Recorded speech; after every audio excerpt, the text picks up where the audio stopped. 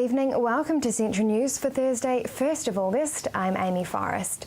In today's news, Tauranga Police have settled into their new $20.8 million station at the site of the old one on Monmouth Street. Construction began on the building in January after former Police Minister Judith Collins announced in 2011 the 45-year-old former building would be demolished and replaced. Area Commander Inspector Clifford Paxton says that all the staff have settled into the building well and are enjoying the new features. The biggest opportunity for us here in town with the new station is through the efficiencies that are created by bringing everyone together. So previously we had a number of members in a number of different stations.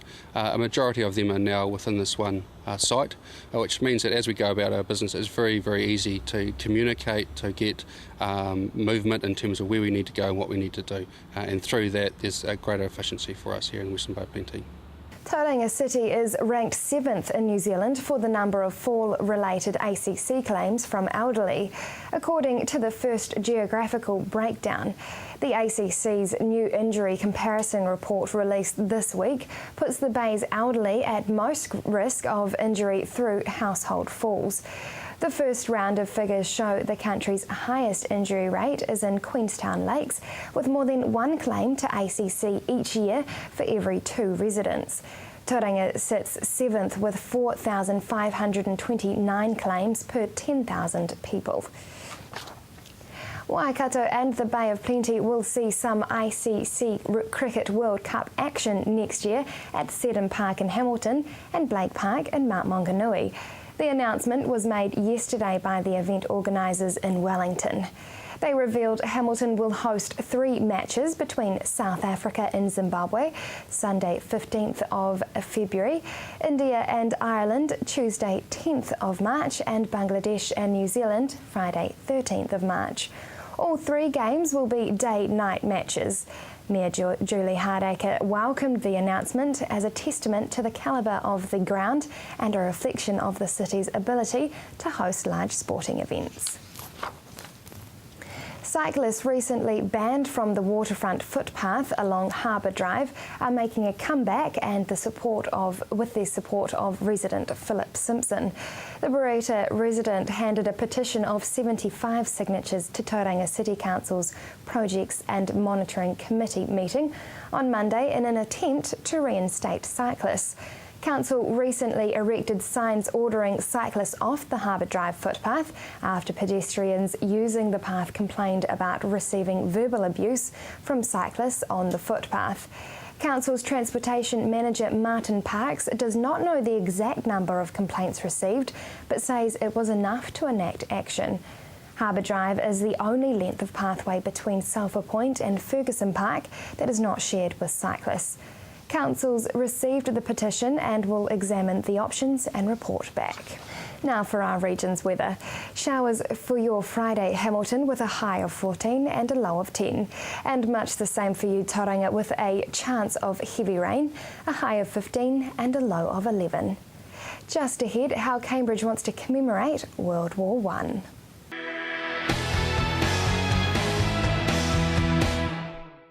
Welcome to Central News on TV Central.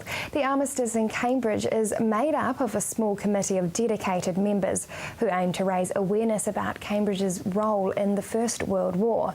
For next year's 100th commemoration, they want to build a replica trench, but it isn't that easy. Tell us about the Trench Project.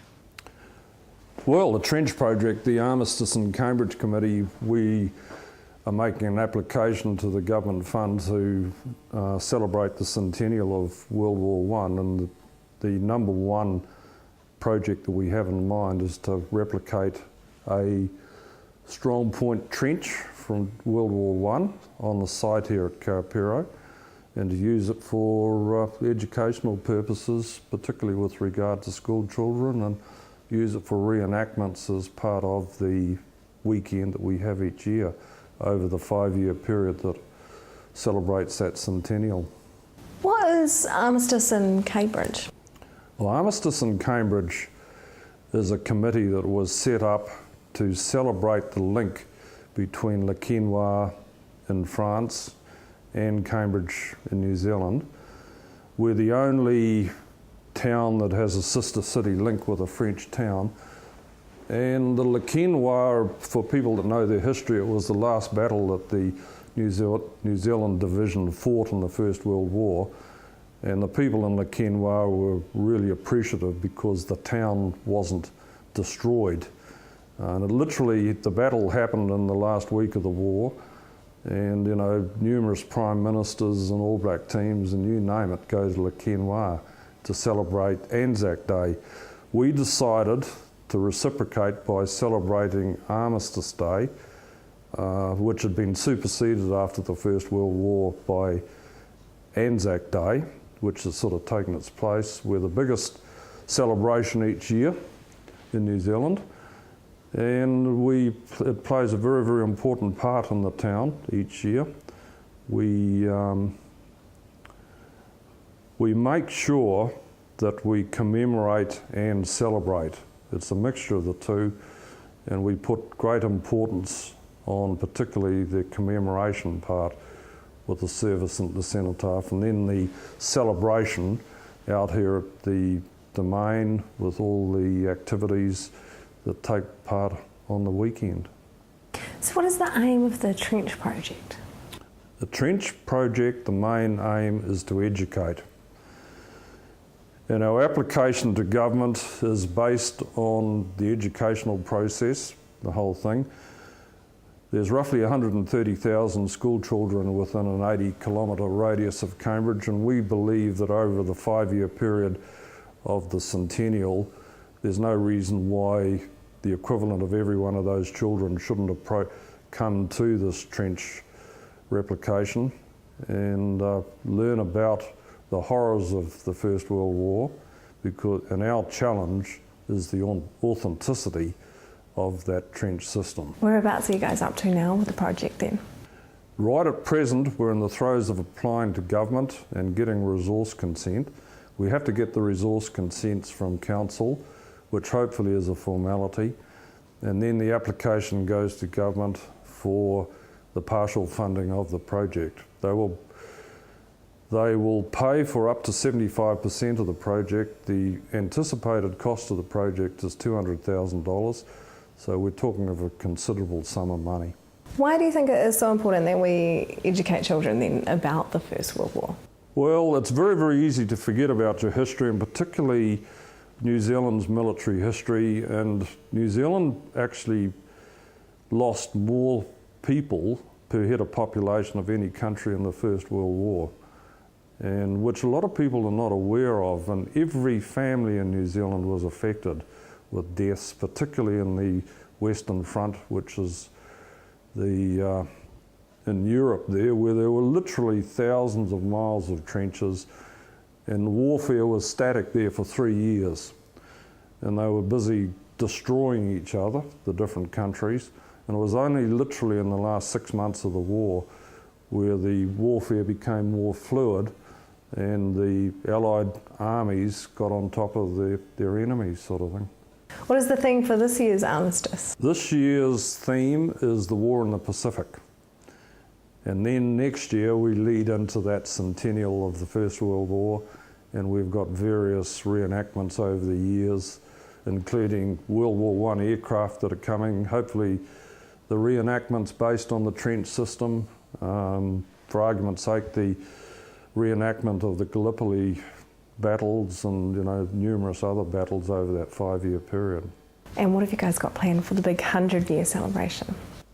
We have a major project organised at this stage in conjunction with the community for 2018, which will coincide with the centennial of the liberation of Le Quesnoy, which was the week before the end of World War I.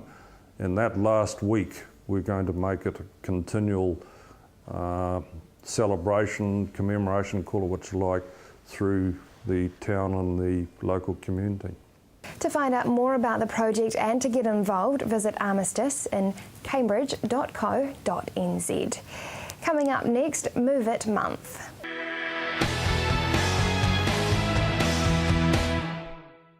Welcome back.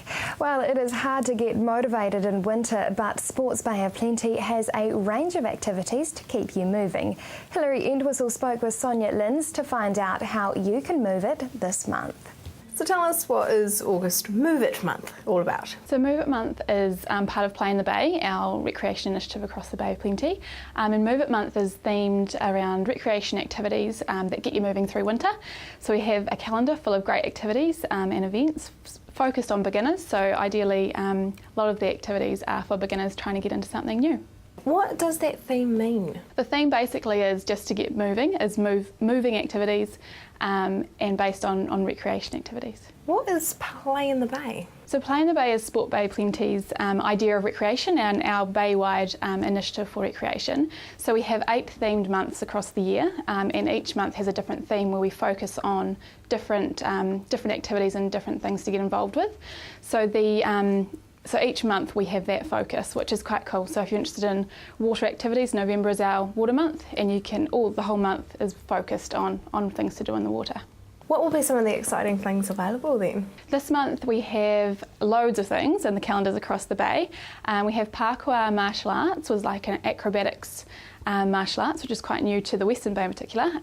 We have smooth movers exercise classes, we have body and soul fitness classes, fun fitness for the over 50s. We've got scooter school, BMX schools, Zumba, salsa classes, so a really big range of things to do. Why is it important to keep moving during the winter?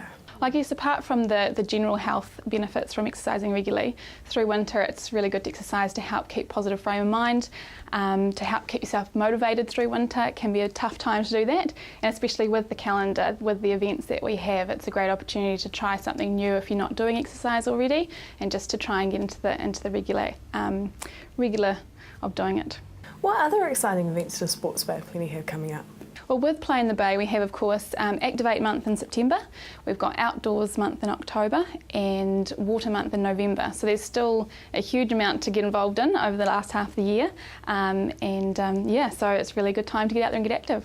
And you've just released an exciting activity directory. So tell us about that. Yes, we do. So once a year, every year, we put together our activity directory. So there's one for the Eastern Bay of Plenty, the Central Bay of Plenty and the Western Bay of Plenty. And it's basically a directory with all the different activity options that are available in your area. So if you're not sure what to do, you can head along, grab one and just scroll through, flick through and find something that you think would appeal to you. What is Sports Bay of Plenty? So Sport Bay of Plenty is a regional sports trust, and we work in sport and recreation and health. We have a broad spectrum of different projects that we do across the Bay of Plenty and involved in lots of different things, from events through to school sport, health initiatives, really big range of things. One of the programs that you guys have that I really like is the Green Prescriptions. Tell us about that. So Green Prescription is our health program. So we work with kids. We have a kids program called Active Families and also an adults program called the Green Prescriptions. Now that's a support service for people who need help getting into regular exercise. So people can get referrals from their doctors and nurses, and they get put on the program, and then we help them put a plan in place to get active and get healthy through exercise. And so what is an example of one of those programs? Well, they have lots of things. You've got a few options. There's a phone support service. They also do a lot of groups, so group support, walking groups, circuit classes, that sort of thing. So if people enjoy a group atmosphere and like to get active with other people, it's a great opportunity to have that with people who are maybe at the same level. So there's a real big range of things. Another program that you guys have is City on Its Feet. What's that? So City on Its Feet was established probably about seven years ago, and it's a walking group program in Tauranga. So we have about 30 walking groups across the city, and they've all been established for a long time now, and they're just groups that walk and meet once a week, and they enjoy their coffee afterwards. But it's a great way for, again, that group motivation, and they enjoy meeting and a real social thing. So it's a really, really successful initiative which has been going for a long time, and I'm sure it will continue going on for a long time too. Going back to our August Move It month, one of the more interesting programs that you got is a scooter and BMX school. Yes, it's a great event to have in the calendar this month. We've got, so it's Dialed Indoor Skate Park over at Mount Maunganui, and they're putting on a 6-week school, BMX one, and also a scooter school. So the kids, I think it's suitable for ages 7 to 12, and the kids go once a week for 6 weeks and learn their scooter, BMX maintenance, learn how to do tricks, learn how to be safe on their scooters and BMXs. So it's a really cool thing for the kids to learn and a great environment for them to do it. Skip Fit, that was quite interesting too. Yeah, well, Skip Fit is a exercise class for postnatal, so it's a 6-week exercise class to help tone, strengthen and do a bit of cardio for ladies who have just had babies. So it's really cool. So they offer childcare for kids over 14 months, and then the babies can stay in the pram while the mums work out. So it's a really cool little session to do and great for mums. And you do have a bit of a dance element to August, so you've got salsa and Zumba? Yeah, well, we've got to get in with the dancing, especially with moving. So Salsa on the Strand is a great night of fun where you can socially get into salsa, learn the basics and just have a go, and you don't need a partner either, so it's quite cool. You can just rock up and have some fun. Visit sportbop.co.nz to view the events calendar and for some tips on how to move it. Stay tuned, as up next we find out how Waikato Hospital has gone digital.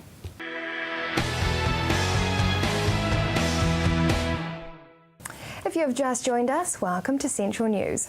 Waikato Hospital has been under construction for a while with a lot of new changes.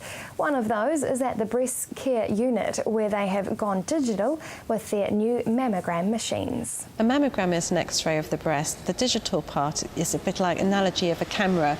In the old days, the camera used to have film inside it and you develop the negatives. Now, of course, we view those images on a computer screen, and that's what we're doing now with digital mammography. The actual camera itself looks much the same, and our new mammogram machines don't look hugely different. But however, the way they produce the images are much superior. What are the benefits of going digital? Well, there are lots of benefits for the woman, for the radiologist and the MRT who takes the images. So the woman being the most important part of our service, and for her the main benefit is that the image is instantly available. So for most parts she'll have the procedure done that much faster. So she should be in and out of the service within about 15 minutes. The other advantages for the woman is that in the past, you know, when you had your camera and you took it in to be developed, and there'd be always the odd dud photo. Well, unfortunately, with mammograms too, we had the odd dud mammogram for technical reasons. Women had to be recalled, and up to 5% of women had to be recalled, particularly on our mobile service. Now that won't happen anymore. It'll be very rare that a woman will be recalled for technical reasons, so it'll be a lot more convenient for women.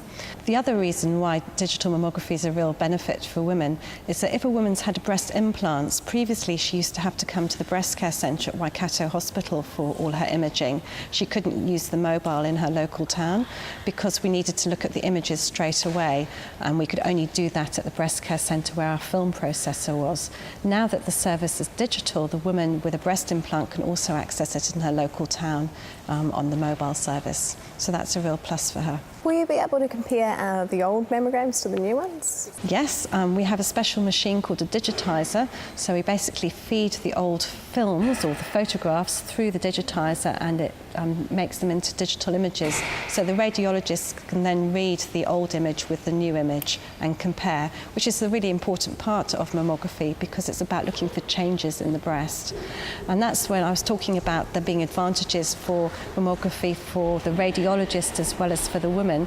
The radiologists now have a much better picture of what's happening in the woman's breast, and everything shows up so much more clearly. So it's a lot more sensitive in the examination. And the advantage for the MRT is that it's a lot faster process, and you know, everything's there, and they're not having to go down to the end of the building to process films the whole time. Who can receive a free mammogram? Well, women aged 45 to 69 can receive a free mammogram every 2 years if they're asymptomatic of breast cancer. So if they're eligible for New Zealand healthcare and they meet the criteria, they can certainly receive a free mammogram. Obviously, if a woman has a symptom of breast cancer or is concerned about her breasts in any way and sees her GP, the GP can also refer her in for a free mammogram through the health service. Now, this isn't the only change though, so tell us about the renovations. That's really exciting. So when we put in 2 new mammogram machines into the breast care centre, we've changed the layout of the building. So beforehand, women had to go right to the far end of the breast care centre for their mammograms, and they had to change halfway there. So they were walking down through the centre half dressed a lot of the time and back again. So it wasn't a great layout for them. Now we've moved the mammogram rooms right to the front of the building next door to the reception, And we've moved the changing rooms to being right adjacent to the mammogram rooms, so the woman gets undressed, goes and has a mammogram right next door and comes back again, and off she goes. And only if she needs to have further investigations like an ultrasound, that's now opposite, so that's nice and close to, and then she progresses down through the breast care centre if she needs to see a doctor. Yeah. How many women in the Waikato region are diagnosed with breast cancer? It's about 230 women per year, which is about a tenth of the New Zealand diagnoses. So about 2,300 breast cancers are diagnosed in New Zealand each year, and about 640 women die of breast cancer each year. It's the most common cause of cancer amongst women. What is the one important message for women? The most important message is if you're aged 45 to 69 to ring 0800 270 200 and make your breast screening appointment. It's free and it's available every 2 years. The other really important message for women is if you're concerned about your breasts in any way, if you've noticed any changes, you should contact your doctor straight away and make an appointment. Breast cancer, it can hurt younger people though, so what should we be looking for? Well, certainly you should seek advice from your GP straight away. The sorts of things you might be looking for is if you notice a lump in your breast, if you notice any redness, nipple inversion, skin puckering, then you should certainly seek advice. We basically recommend now to be breast aware. We don't recommend monthly examinations or anything like that because the science shows that actually doesn't help detect breast cancer any earlier, but certainly be breast aware and seek advice if you're unsure. And the main point to remember is that you're mostly at risk from breast cancer as you get older, 50 and older. Only about 6% of breast cancers are diagnosed in women 40 years and younger. So it really is a disease that increases with risk with age. That is the news for today. We really want you to be involved, so like us on Facebook and let us know your views. If you have any news, including your own video or photos, go to our website and hit upload. Thanks for joining us. Hilary will be back tomorrow night with more guests from in and around the region.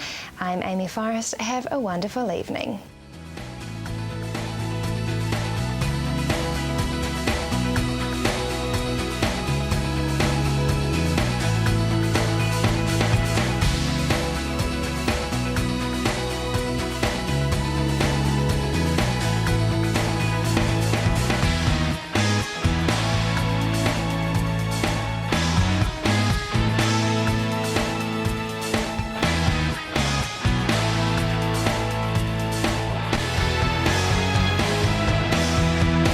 This has been an Alpha Media production, a division of Television Media Group. Supporting local content so you can see more of New Zealand on air.